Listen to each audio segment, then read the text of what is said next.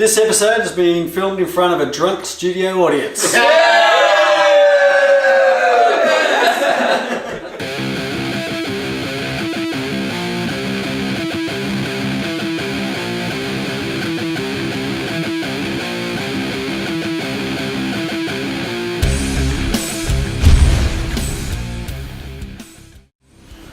G'day guys, welcome to a new episode of Bogan'S Guide to Wine. I'm Sampy. We're at the Hunter Valley this episode. I'm being shown around town with Luke Bramman here, and we are at Luke's Leap Vineyard with head winemaker David Patches. Got that right, didn't I? Got that right. Okay, excellent. Right, yeah, so Luke, what are we going to be trying, mate? All right, today we've got a special wine for you, which I think fits in not just with the quality of the wine, but the quality of the name itself, which is the Luke's Leap Kick-Ass Shiraz. Kick-Ass Shiraz. So with that, it actually, what we do is, in order to be a kick-ass wine, we only do it in certain years. So if we find grapes of certain quality that will produce a really nice wine that actually kicks ass, we'll make the kick-ass. If we don't find that grape, we don't kick ass that year, which is sad. So how'd you come up with the name, mate? Well, my grandmother, who seldom drinks and never cusses, she wanted to see the wines I was producing along with Dave, and she said, well, let's have I brought this to Christmas dinner, and that's before it had the name, and everyone's having a drink and going, oh, this is great, this is great. So reluctantly, she took a drink, and she's quiet, and then she took another drink, and then half hour later, she'd finished the whole glass, and she said, you know what? This wine kicks ass, and that's what I think you should call it. So, hence the Kick-Ass brand was born. Excellent, so it's a tribute to Nana. Tribute to Nana, and when I first mentioned it to Dave, he just kind of looked at me like, oh, you really want to put that on the label? But it's kicked ass ever since, and I think we're pretty happy with that. We're pretty happy. Grandma was right. Grandma was right. Grandma listen to Grandma. She didn't have a marketing major, but she got that one spot on. Good on you, Grandma. Suit our audience at least anyway. Now, when I poured it, I say this quite often with these big ones that we get, the smell was jumping straight out before we even got the chance to stick my nose in it. That's gives you a pretty good indicator, eh? Yeah, it's a big aromatic wine. You can see some of the nice aromas come through there. Yep. Nice big dark cherry fruit. And as you say, you don't have to stick your nose in the glass. It comes out, yeah. It has a lot to do with the grape and the winemaking. We really put a lot of effort into looking for new world grapes and still use a lot of traditions from Europe, but we still use a lot of the knowledge, modern day knowledge, so we try to get really good quality wines that have the tradition but still going to be around for a while. This still needs to be tamed a bit. Before we even put them out on the market, you have to let it sit a while in bottle just to tone it down a bit. Yeah. Because it really punch you in the nose. Yeah.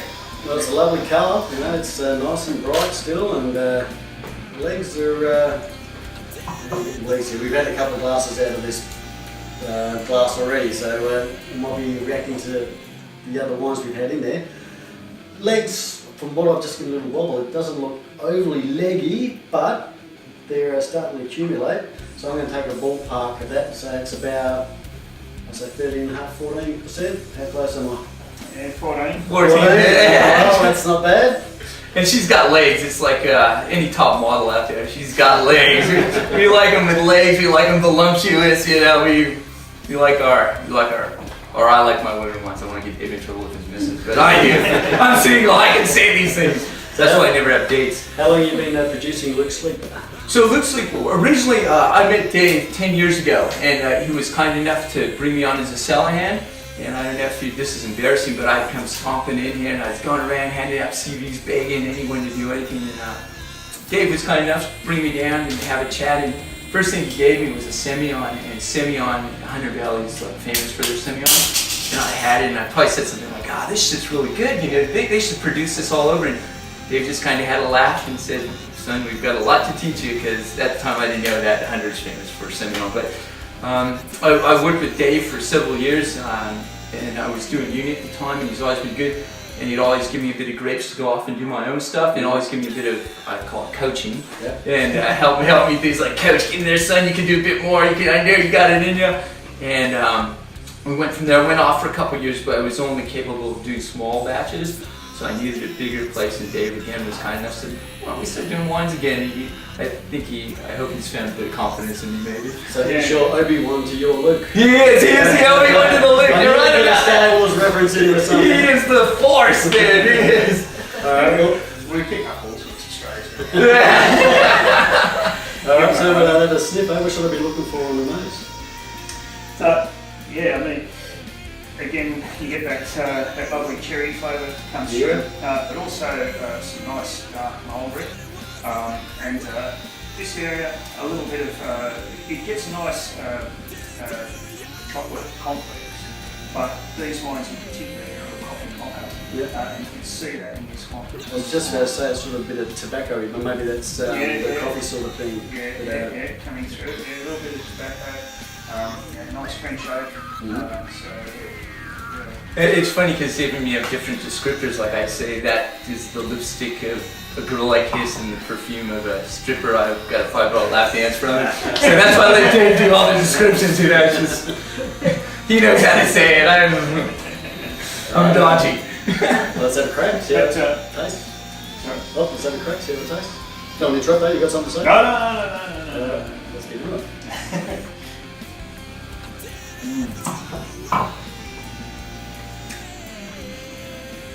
Yeah, that's awesome. That's great. It's really nice mouthfeel in there, but it's, I think we were talking about it the other night because this isn't the first time I've had a crack at this. Yeah. But I can really feel the alcohol burning on it, but it's not, that's not a bad thing, you know, it's sort of it's stimulating the It's not out of balance with the flavours. balance, that's There's it. nice sort of fruit sweetness in there, so you get a nice sort of sweet texture on the palate. Yeah. You know? Once it settles feels in. good. It feels good in the mouth. You know?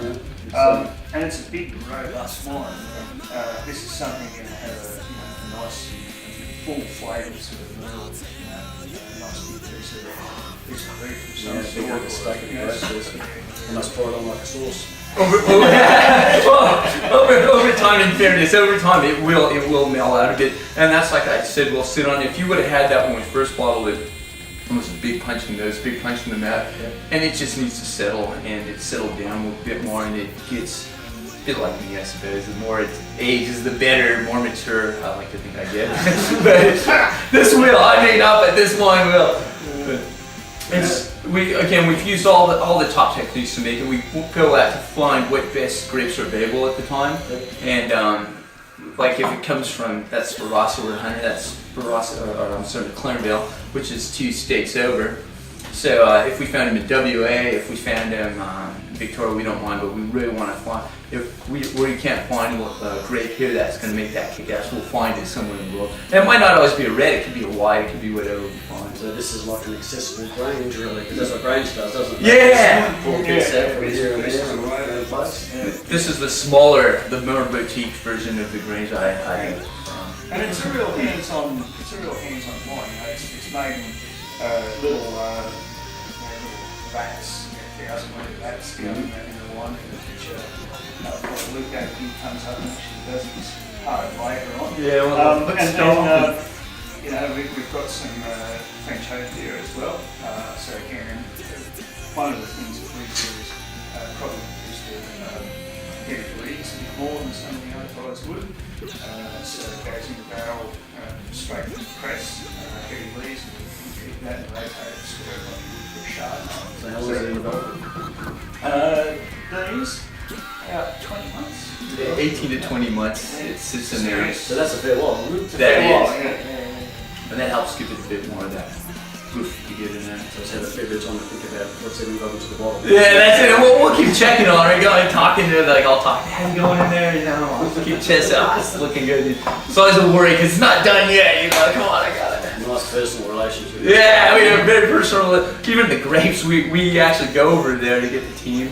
Yeah, keep having a look, and then we'll pick them, and they'll be put on a truck in refrigeration. Get over here, and then we'll fly back. And within 24 hours, we're doing it here. So it's like I said, if we had to go to WA, that's going to be a long trip. But yeah, but we you know, it's our thing, our little thing we like to do is just find that. Well, because we make beautiful grapes off of what we have, but there's going to be years. Mother Nature dictates what's going to happen, and so if it's like that, we'll go. start looking. Yeah. And Dave's been in the industry for years, so he's got a lot of contacts around, and he's got his finger to the pulse of what's going on where. And I was going to ask you if this is a typical representation of the hunter, but as you pointed out, it's half the Clarendale, so it's it would be a typical representation of in that area. Again, it's about looking forward expression of the region and what the regions do. And big, rich, generous Shiraz is certainly unlovable. Brilliant. and we do have a hunter for you on her. It's Bad Betty. Oh, yeah. Alright, so I'm not going to ask you guys to football mates. What are you going to rate this out of 10? 15. Yeah, at least the dog goes up to 11. Oh, I like a Spinal Tap reference, that's great. But in all seriousness, I'm going to give that, that's an easy 9, guys. I really like that, that's fantastic, really, really impressed. I'm glad you do. Thank you for that. So, I was a bit nervous. I don't want to have to throw you out of here. Yeah. You can stay for the next one. Excellent. So just before we wrap it up, I suppose you're wondering what this is all about. Tell me what we're doing with this. So, being big Australian rules football fans, we've got a friend here from WA who kind of knocked Sydney Swans out of the opportunity of winning the grand final. So we brought this. We're going to make our WA friend go out there and show his AFL footy skills. We're going to have him hold a glass of wine, kick him the high ball. If you can catch that ball while not swilling that glass of wine, while you drink. If not, you're going round drink for our studio audience. It's going to take a few takes for them to come off like an idiot, so they're highly overestimating my skills. So, anyway guys, that is Luke Sleep from The Hunter. Get into it. It is a wonderful drop, and how do they get hold of it? We're on Wine Buzz, so they deliver international, or you can always call the winery, check the website, and we'd be happy to get some out of it. So there's Wine Buzz or Luke Sleep website. We'll look after you. Alright. And come visit us. We love visitors. We'll kick you a high ball as well. Excellent. Alright, time to make a fool of myself, so catch you later guys. See you on the next episode of Bogan'S Guide to Wine. See ya.